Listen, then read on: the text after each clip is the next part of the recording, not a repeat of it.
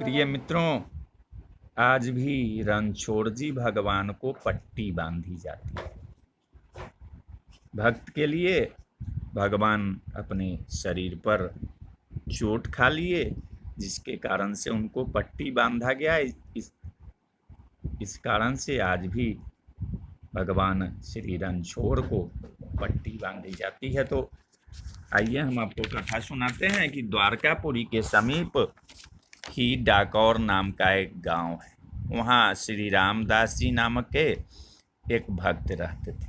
वे प्रति एकादशी को द्वारका में जाकर श्री रणछोड़ जी के मंदिर में जागरण कीर्तन करते थे। जब श्री रामदास जी का शरीर वृद्ध हो गया, तब भगवान ने आज्ञा दी कि अब एकादशी की रात जागरण घर पर ही कर लिया करो।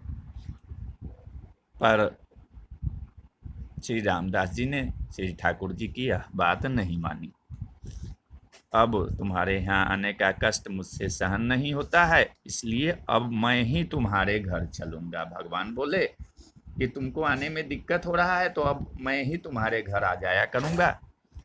अगली एकादशी को गाड़ी ले आना और उसे मंदिर के पीछे खिड़की की ओर खड़ी कर देना। मैं खिड़की खोल दूँगा और तुम मुझे गोद में भरकर उठा ले जाना और गाड़ी में पधराकर शीघ्र ही चल देना।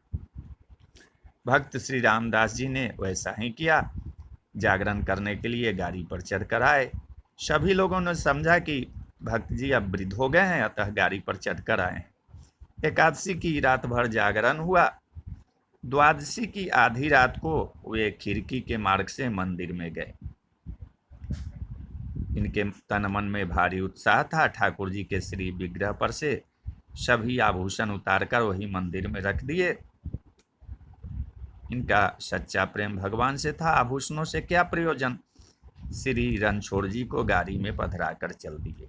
प्रातःकाल पुजारियों ने मंदिर खोला तो देखा कि मंदिर सूना उजड़ा पड़ा है।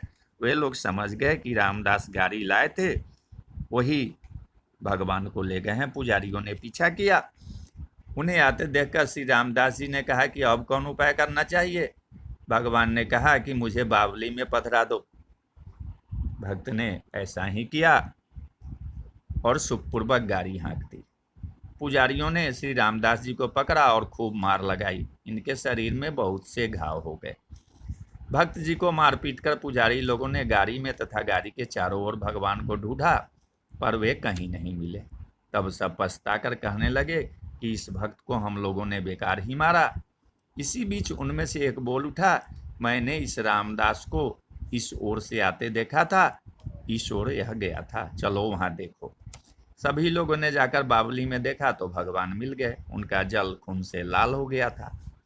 भगवान ने कहा कि तुम लोगों ने जो मेरे भक्त को मारा है, उस चोट को मैंने अपने शरीर पर लिया है, इसी से मेरे शरीर से खून बह रहा है।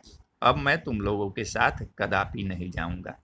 यह कहकर श्री ठाकुर जी ने उन्हें दूसरी मूर्ति एक स्थान में थी सो बता दी और कहा कि उसे ले जाकर मंदिर में पधराओ। अपनी जीविका के लिए मेरी इस मूर्ति के बराबर सोना ले लो और वापस जाओ। पुजारी लोग बस राजी हो गए और बोले तौल दीजिए। रामदास जी के घर पर आकर भगवान ने कहा, रामदास तराजू बांधकर मेरे बराबर सोना तौल दो। रामदास जी की स्त्री के कान में एक सोने की बाली थी, उसी से उन्होंने भगवान को तौल दिया और पुजारियों को दे दिया। पुजारीगण अत्यंत लज्जित हुए और वहां से उठकर अपने घर चले आए। श्री रणछोड़ जी रामदास जी के घर में ही विराजे। इस प्रसंग में भक्ति का प्रकट प्रताप कहा गया है। भक्त के शरीर पर पड़ी चोट को जब प्रभु ने अपने ऊपर ले लिया, तब उनका आयुध छक्त यह नाम हुआ। भगवान ने भक्त से अपनी एक रूपता दिखलाने के लिए ही चोट सही, अन्यथा उन्हें भला कौन मार सकता है। आज भी श्री रणछोड़ जी भगवान को पट्टी बांधी जाती है। धन्य है भक्त रामदास। तो बोलिए जय श्री कृष्ण, जय श्री कृष्ण।